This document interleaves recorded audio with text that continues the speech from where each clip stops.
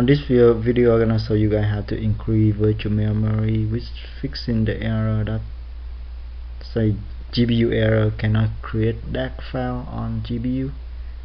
So right click on this PC or computer, property,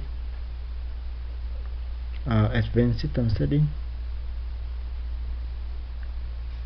performance, visual effect, and virtual memory. Click on setting, advanced, and then virtual memory.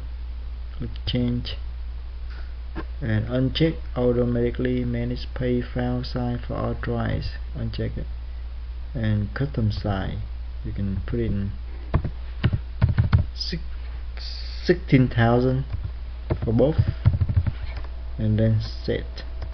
Click OK. Alright.